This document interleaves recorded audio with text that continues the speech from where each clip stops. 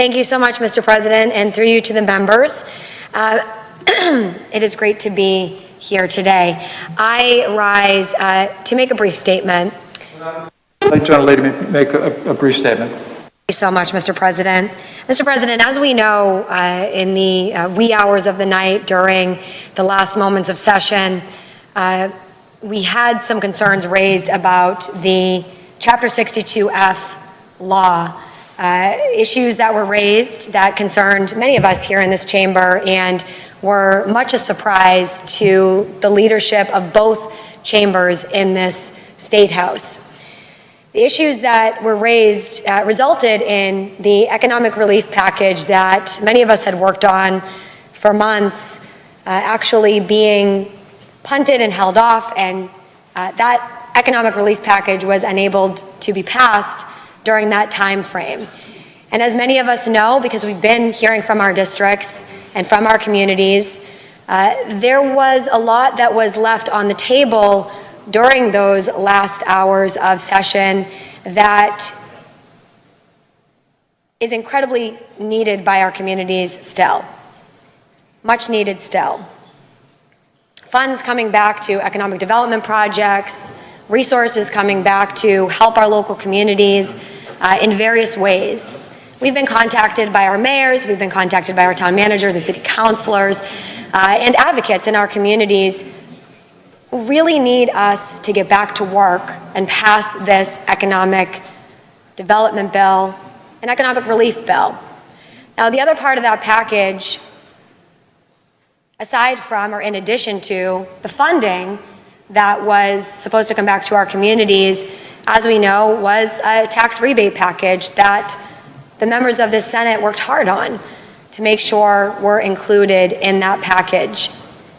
And I'm so grateful that my colleagues in the Senate joined with the House in making sure that residents across the Commonwealth are going to be receiving $250 individually in the form of a tax rebate.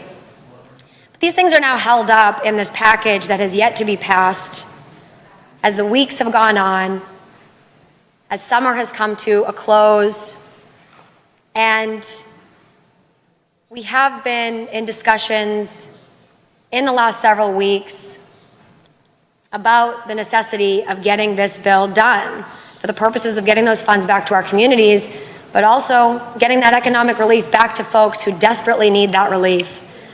Folks who are, through no fault of their own, suffering with the high cost of inflation, it's on the rise, and then gas prices have been a tremendous concern to folks in our communities. So we need to get this economic relief package done, and we need to get it done now. It's beyond past time. State Auditor this morning just released a statement, sent us and the Senate an email certifying that we have received in the state of Massachusetts excess revenue of $2.941 billion.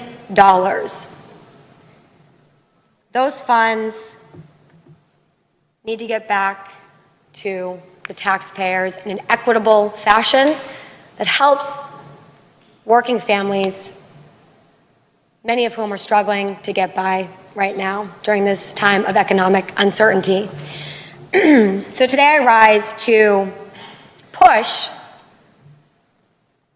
us as a membership to speak with our colleagues in the House of Representatives, those in leadership in particular, to come back into session, to get together to suspend the rules so that we can come back into session and get this job done. This job that was left undone during those wee hours of the night when this economic development bill was punted until the last minute and shouldn't have been.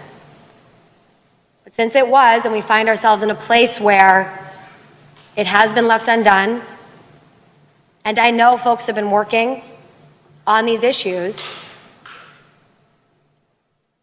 it's beyond past time, I must say, that we work with the House leadership team to come back and to finish this economic relief package as soon as is possible. And I know that this needs to start in the House.